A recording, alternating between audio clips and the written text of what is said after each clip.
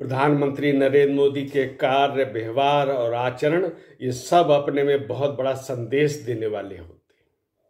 पूरी दुनिया उन पर ध्यान देती है और निश्चित रूप से भारत की भी उससे प्रतिष्ठा बढ़ती है उनके इन कार्यों से।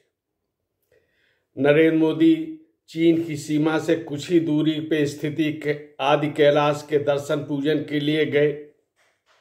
ये अपने में एक संदेश था और यह भी एक संयोग है कि लगभग उसी समय लद्दाख में चीन और भारत के कोर कमांडरों की बैठक हो रही थी और उसमें दोनों देशों ने सीमा पर शांति बनाए रखने पर सहमति व्यक्त की।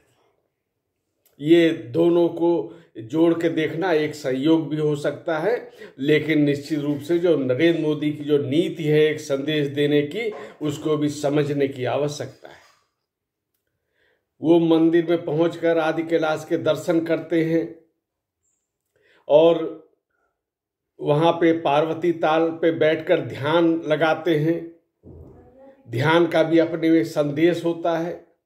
इसके अलावा वो शंख बजाते हैं, वह स्थानीय वाद्य यंत्र वहाँ पे बजाते हैं और जो एक गूंज होती है वहाँ पर, यही सनातन संस्कृति का उद्घोष भी है जिसमें मानव कल्याण की कामना की गई है और यही जो उनका मनोबल है उसी के आधार पे वो विश्व में आतंकवाद का विरोध भी करते हैं।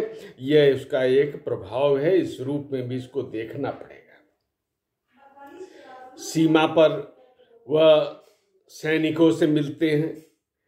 आदि कैलाश के दर्शन करने गए सेना के 3 समूहों से उनका संवाद हुआ, वार्ता हुई। यह भी अपने में एक संदेश है कि सैनिकों का मनोबल बढ़ाने का काम करते हैं। चीन की सीमा पे तैनात जितने अपने जवान हैं उनका मनोबल बढ़ाने का कार्य करते हैं, उनकी सुविधाओं की चिंता करते हैं और सामरिक ज़रूरतों से लेकर उनकी अपने सैनिकों की जो भी ज़रूरत है उनको पूरा करने का एक उनका प्रयास भी रहता है और इस दिशा में वो लगातार सरकार ने कार्य भी किया है।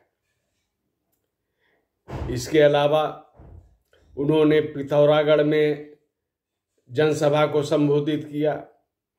4200 करोड़ रुपए से अधिक की परियोजनाओं का शिलान्यास लोकार्पण किया और यह भी अपने में एक संदेश है कि सीमावर्ती क्षेत्रों पर भी पूरा ढांचागत विकास किया जा रहा है, किया जाएगा। और विगत 9 वर्षों में हम देखते हैं तो पूरा का पूरा जो अपना सीमा क्षेत्र है जो पहले उपेक्षित छोड़ दिया गया था, जहां पे निर्माण कार्य करने का पिछली सरकारों में साहस नहीं था, वहां अभूतपूर्व निर्माण कार्य करके भारत की जो सामरिक स्थिति है उसको मजबूत बनाया गया है।